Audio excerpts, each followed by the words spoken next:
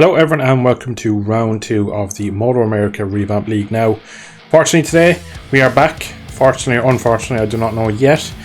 But I must say again, this week a load more issues, slightly different issues, but again, a bumpy week. So basically zero time to practice, so I came in very green into this race, not expecting much. Throughout the week, a lot of viewers messaged me and helped me out a lot with VR, and I got it working a lot better. Came to the race, jumped into session a couple of times in qualifying, clicked record, put on the headset, and the headset would just go berserk. The screens would start shaking, there would be massive issues with textures loading in and popping out on screen. It was unplayable. Unfortunately, the recording seems fine, it's just whatever the headset is displaying is wrong. So I had to basically scrap VR for this week. I have, I believe, 2 weeks now until Laguna Seca, which is round 3, so I might be able to fix it because I had gotten it a lot more consistent, clearer image, but maybe not clearer image, but less screen tearing from what I could see, and just overall it was much better, and I was confident coming into this race with VR.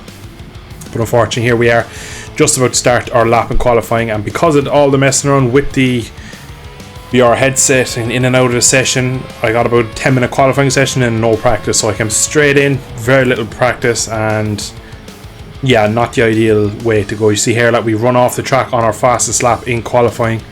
2.5 minutes left here, and yeah, it's just a shame really, because this is kind of 2 weeks in a row where the lead up to the race has just been less than ideal, and it's really starting getting annoying now because, like I've mentioned in the previous episodes, it is hard enough to race in first person for someone who isn't a native first person player.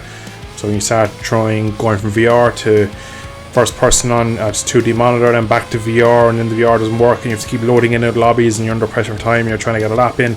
There's just so much going on, and again, the track list, I must say, is pretty crazy so far. The American tracks really are wild, and Barber Motorsport here is no different. Fun track. If I get my VR headset working, I'm going to try and do a video on it in VR just because how fun it was in VR.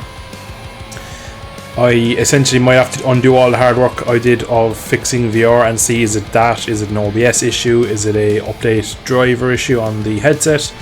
So I'm not really sure, but it's just it's a shame, and I was able to basically, if I hit stop recording back into the game, the VR headset would work fine, so it's definitely some way linked to OBS. But we come into the final corner now. We are about 0.7, 0.8 under. Not my best lap, obviously. And we crossed the line, we do 25.6, I think. That lap there that we were just about to start, I went way quicker, but made a mistake at the last sector, ran wide, and that was it. So we've qualified P5. Not amazing. Martinson way quicker than me. He was a good gap. So it was a 25.9 actually, but I have done low 24s before, so the pace was there, but just not being used at the moment because of the lack of track time and everything going on. And again, when you get into the session, it's a bit laggy. There's bikes on track, there's people doing practice starts, everything's going on. But we did a much longer stint then in warm-up. You'll see the warm-up results here in a split second, and I was much more comfortable. It turns out I didn't even have my setup on in the qualifying session. I was so kind of panicked getting everything, make sure I was recording, making sure I was getting a lap in, that I did the whole qualifying on just the stock setting. So we went 1.6 quicker in practice, or in warm-up side, than I did in qualifying, so I was only kind of 1.2 off of the fastest man, so I was much more confident coming in. So starting P5, we're in the ballpark, and here we are now on the grid. So it's going to be a long race, 15 laps. Again, with being in 2D, we get all the fun bits of having everything on screen, so we'll actually be able to see a bit more. But 4 red lights and we are off, and the initial launch isn't great, but I figured out exactly how to launch this bike, and we make up, I believe, 3 positions. We go from 5th to 2nd. I do think here, will I just stick it up the inside of Martinson, but I think to myself, just quick look over the shoulder there, and we could clearly see a big crash into turn 1. So immediately, the guys around me probably weren't immediately threat because of the fact there was such a big crash into turn 1. So I was thinking, well, this is perfect. Now, I knew soon as we basically got to turn 1 that I was behind him. If I didn't pass him immediately, he was gone. And this guy is pretty much as quick, if not quicker than me. I believe he might be quicker than me even when I'm in third person. So there's no kind of hope for me of beating him in his native third person. So at this point, I'm just trying to stick with him, trying to use the tow truck strategy, kind of get dragged along by him. But you can see, you'll see later in the video, the way I ride compared to him, he rides a lot different. He's a lot more from what I can see from behind him, he's a lot more fate in the rear tyre, which on this bike in first person and in VR I really struggle with. The front end I'm kind of okay with it because I can kind of manage it, but halfway through, nearly at the end of lap 1 here, and we are absolutely having the best start we've had ever. We are about 2 seconds ahead of Doc Monster, so he is a native first person player and he is reasonably quick on his day, so depends what Doc Monster you get really, but when he's on it he is not far off me in third person. So Doc at the moment is still definitely a threat. Some people again just joining midway through the, I'm not sure if they're even in the league, so Mickey Hardy is in P4 and Alex in P5. Don't believe they're in there, I think they just joined. I think from the next round on it will be password protected. Now we jump to lap 3, just starting it. First mistake for me, kind of lost the toe already at that point. According to Max Hood, we're 5 seconds behind, so that's kind of sort of pace that Martin said had. His race pace was like half a second to a second quicker than my outright fastest lap. Fastest I did was at 24.3 kind of a couple of times, and you'll probably see later in the race that his race pace is 23, so there's just no touching. So as soon as I got to second, it was like I was leading in my head. Martinson he's in a different class, like it's like an LMP race where you've multiple classes. It was just, there was nothing happening for me with him, so he was completely off my radar. Doc Monster's still doing a good job. Now I was quicker than Doc, so at this point I was thinking, great, if I can just if he stays there, instead ahead of Foxer Boxer, because I know Foxer Boxer was really close to me in terms of pace, probably just shaded in his favour. So I was thinking, if I can just stay here now, keep putting clean laps in, I don't need to worry about what's ahead of me because he's gone. And if Doc Monster kind of maybe just holds up Foxer Boxer, because Foxer was definitely quicker than Doc and probably quicker than me, and at this point in the race I'm really taking it steady. Again, the lack of track time just made me a little bit cautious, so I am a bit slower than I should be. Like you'll see later in the race, when I need to up the pace I can, but for now I'm just kind of making apexes, not braking overly aggressive or deep, and not really getting on the powers early. You can see just not using all of the track, but you can see now as we start lap 4, Foxer Boxer is up into P3, so at this point in time I'm thinking there's a good chance he will catch me and will pull that gap down. Now we jump to the midway through lap 6, you can see the gap to Foxer Boxer is down to just under 2 seconds, so he has reeled in about 3 seconds in as many laps. So at this point I'm thinking maybe just need to pick the pace up. We start getting lap riders now already on lap 5 and 6. Thankfully this kind of pulls off, but then he turns back and gives me a little fright that he's going to pull back. There was a couple of really weird rejoins from where I lapped that I didn't include in the video just because just poor racing. I didn't want to include it on camera really, but it was just like they turned straight onto the racing line. You just think, just again, I think some people, again, I don't agree that it shouldn't be password protected. You have to password protect it so that people that are taking it serious can race properly, and we don't have people just jumping in and doing 2 laps and disconnecting like we did last week with certain people, and then again this week with more people doing it. So when it's a league race it has to be kind of locked down, but because of that lap rider and just kind of take my line, now the gap to me and Foxer Box is just around the half-second mark, so that's pretty much it for me. I'm pretty much thinking, alright, he's caught me now, he just needs to make the overtake. For me, qualifying 5th, had the pace of 3rd in warm-up, so I was thinking maybe with the race start I could probably hold on for a podium if I'm lucky. Doc Monster doesn't look to have my speed. Skeptical Ant, I believe, was probably as quick as me. It was kind of hard to see because I didn't see much of him throughout any of the qualifying sessions, so I didn't really see his pace. In fact, I was quick on warm-up, but then again he might know went out in warm-up, so I was kind of a little bit on the fence of not knowing who was where and who was doing what sort of pace. So again, I was just kind of mainly focusing on me, just kind of trying to check my gaps. Unfortunately, my pit board wasn't working as I crossed the line, so I had to keep relying on Max Hood, which is not ideal. It's slightly broken at times that you kind of get weird gaps, so I kind of take a glance up every once in a while. So again, we're at the moment just trying to keep a steady pace. Green flag, Foxer Boxer has been bitten by one of the most dangerous corners on the track, so at this point straight away you can see I've already upped my pace and I'm going nearly half a second there, at some points under. So I was thinking if I can just put in maybe 2 or 3 good laps, get to about 10 laps, we're going to set our personal best here. We're going to do low 27 again. Realistically for me, my race pace was probably good enough for 26. That was the goal. I think 26.8 that time. So at this point of the race now I was thinking, sticking to 28s, don't overstress yourself, don't push in the corners that are a bit crazy. There's a lot of elevation around here and a lot of weirdness, but we jump now to lap 10. We've kind of done a good few couple of laps at some steady pace. The gap back to Doc Monster, Foxer has crashed again. So we have about 11 seconds. But unfortunately, to go through here, we just downshift a second. We have a little bobble, done exactly the same. And that is our first crash. Now, looking back at that, it's just maybe I double shifted down too quickly and just took a bit of weight off the front. The front has a little slide and bobble.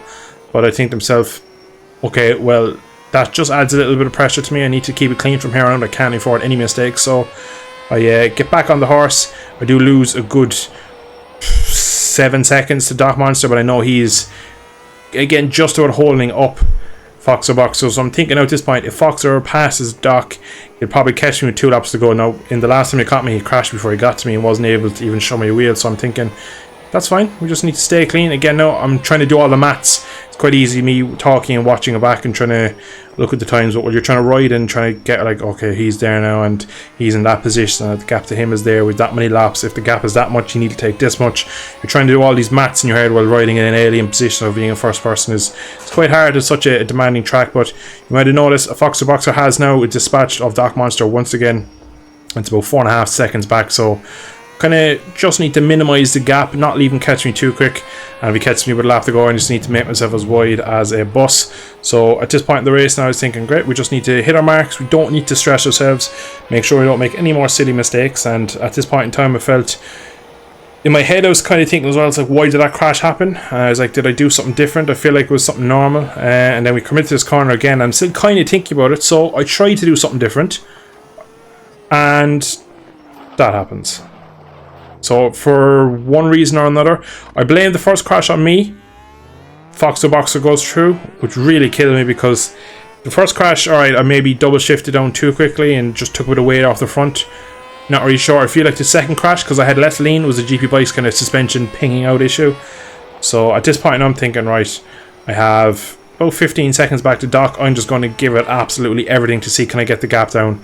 We got a yellow flag immediately, but that was not for, unfortunately, the rider in front. I believe it was Doc again who's crashed in turn 1. So at this point now, it's just outright qualifying laps. You can see they're getting a bit of airtime and pushing so hard. And there's lap riders ahead, so I'm thinking maybe if something goes my way, you just see there's a couple of bikes. Foxer Box will have to get his way through that as well.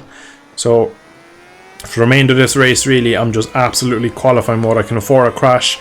I still have P3, and I was at this point I was just annoyed that I made the same mistake twice, and I got bitten for what felt like wasn't my fault for the second one. Huge crash there for someone. I think it was Spud.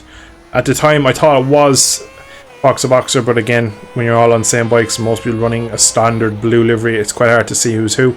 But no, unfortunately for me, Foxer Boxer, it's still about 3 seconds up the road now. You'll see in the next couple laps, I really start to find pace because I really start kind of risking a bit more, and I start taking a lot more risk on corner entry. A lot of these corners you can take really fast. And this time in here now as well, I was like, well, I've crashed 2 laps in a row now, I'm going to just take it normal.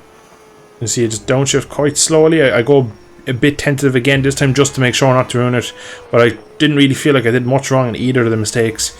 The way I took it throughout the race was pretty much how I took it in the first one, where the front unloaded. And I don't know what happened in the second one. You can see even pulling a stoppie down into turn 1, we do go touch deep. You can just see how much I'm risking pushing everything. At the moment, we just take a small bit of time out of him. He's probably thinking to himself that he can afford to probably do what I did and just kind of set mid to low 27s, and that should be enough, because obviously I'm not going to be pulling out 23s and gaining on him like Martinson would. It's again into turn 5, I believe, pulling stoppies. It's amazing when you start to push how much the bike becomes unsettled.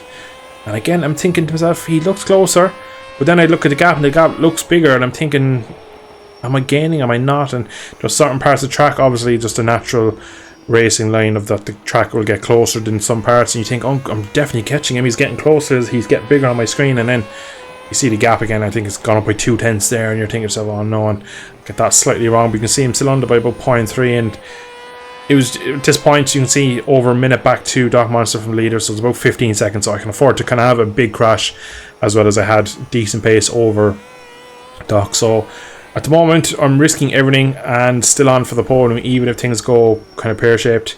Again, watching this back, I'm actually taking this a lot more tentatively after the crash than I was before. Didn't notice at the time, but you can see I'm definitely probably giving him a couple of tenths back each lap there just by being overcautious. Getting down into turn 1, braking pretty much where you'd brake on a qualifying lap, drifting it in. pick up nice early throttle. So at this point of the race, lap 13, we have 3 full laps to go. The gap really isn't changing. We're kind of trading punch for punch at this point. We're probably matching each other's lap time. It's been about 2.5-3 seconds since the second crash. So I'm starting to think to myself, it's going to take a mistake really from him. Again, you can just see him skipping the rear in there. This corner here was really easy. If you didn't pick the bike up right, you could easily loop it on the rear traction. But thankfully, you can take now, just looking at the gap on screen, it looks like he maybe has just broke me.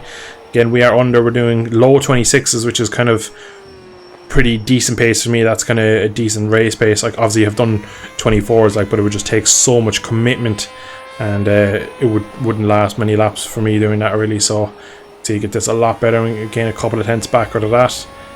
But I was pretty impressed really just overall with my consistency and pace. Just the 2 small mistakes at a track that's really blind first person. There's a lot of weird corners. That one there, an easy high side over this ridge. Obviously it does appear that this corner seems to be a bit bugged in a way, because again here now you can see me going down the gearbox quite slowly. Again, I'm naturally picking the bike up now because I don't trust it. Just it's funny when you make a mistake in a corner like that, it just completely ruins you. But out of the final corner, we're going to come up to the line to do a 1 minute 25.4, so quicker than my qualifying time by half a second, and we are well on our way to at least putting Fox the Box under pressure. We go again, touch wide there. I was just rushing this corner, and the best way through this corner is to take a really tight line, run the white line essentially. But fortunately for me, I in the race was probably just getting ahead of myself and just pushing a bit too hard. And again, we're really braking everywhere where we brake for on a qualifying lap, until our first mistake of the little mini push session there. Lost count of my gear shifts basically.